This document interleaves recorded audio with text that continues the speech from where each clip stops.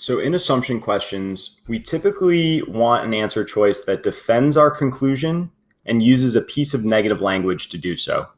And if this is confusing, go back and look at the lesson videos on assumption. So we have an approach, we're looking for something that's going to protect our existing conclusion. It's like a strengthen question kind of. And typically it's going to say something else did not occur because it's going to say that like something that would have ruined our conclusion, that thing didn't happen. And in saying that thing didn't happen, we are strengthening our conclusion. And the conclusion here is that Edmund's father was most likely the poorest of the three guys. So that is based on a line of reasoning that they laid out. And the final piece of evidence for his father being the least affluent of the three is the fact that Edmund went to school at a reduced fee. So they're creating a logical gap where reduced fee equals poor. And so that's where the logical gap exists. That's the final piece of evidence that they use to make the argument that the third guy was likely his father.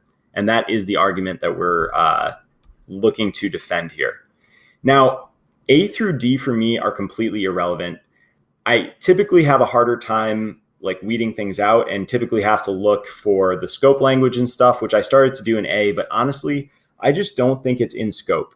And so what I would say here is like, even if you don't feel like you understand the storyline of A, you could say, okay, I'm not sure on it. I'm going to hold it. Move down to B. And I think you could do the same thing for a few of these where you're like, maybe I don't know, maybe it's relevant, maybe it's not, hold it. But once you read E, it's so spot on because it deals with the final piece of evidence, which was the reduced fee.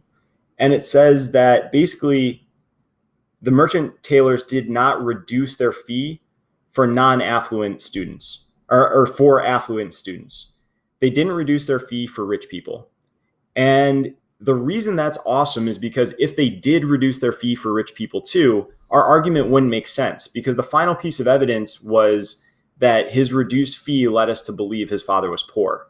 And so if they were reducing their fee, regardless of whether your father was rich or poor, then it wouldn't be a very sound argument. But answer choice E is saying they did not reduce the fee for rich people. And that strengthens our conclusion because our conclusion had a connection between being poor and having reduced fee. And answer choice E basically says that is a sound correlation. And so answer choice E is going to be our answer here.